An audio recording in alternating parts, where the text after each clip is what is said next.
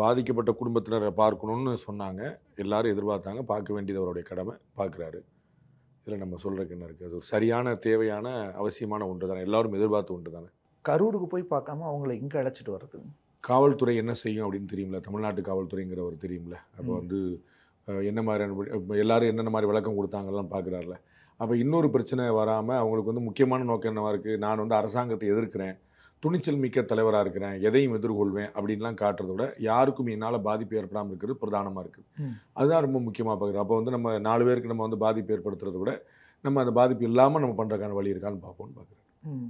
அப்போ திருச்சியிலயாவது அட்லீஸ்ட் பார்த்துருக்கலாம். நீங்க எங்க சொல்றீங்களோ அங்க நீங்க பார்க்கலாம். அவர் எங்க சொல்றாரோ அங்க அவர் பார்ப்பாரு. ம். நீங்க விரும்புற இடத்துல அவர் பார்க்க முடியாது. ம். அந்த குடும்பத்தினர் சம்மதிக்கிறார்கள். அவர்கள் வந்து நீங்க எங்கப்பா எங்க கூப்பிடுறீங்க? என்னைய பார்த்தா நாங்க டூர் போற மாரி தெரியுதா? நாங்க என்ன எங்களுக்கு மாமல்லபுரம், பாண்டிச்சேரி அப்படி நல்ல ஊர் தெரியுங்க. நாங்க வந்து இளவு வீட்ல உட்காந்துருக்கோம் உங்களுக்கு எப்படி தெரியும்? அவங்க யாரும் கேட்கல. அவர்கள் எல்லாருமே பெரிய துயரத்தோடு, ஆறுதலோடு நம்முடைய குடும்ப உறுப்பினர் வந்து நிற்கிறார் அப்படிங்கிற எண்ணத்தோட வந்து நிக்கிறாங்க. நீங்க இடையில புகுந்துட்டு அவர் ஏன் அங்க திருச்சியில ஏன் பார்க்கல? அவர் ஏன் கரூர்ல பார்க்கல? ஏன் ரவுண்டானா கிட்ட ஏன் பார்க்கல? அவர் பஸ் ஸ்டாண்ட் கிட்ட ஏன் பார்க்கல? நீங்க சொல்லிட்டு இருக்க வேண்டியது. அது உங்களுடைய இஷ்டம்.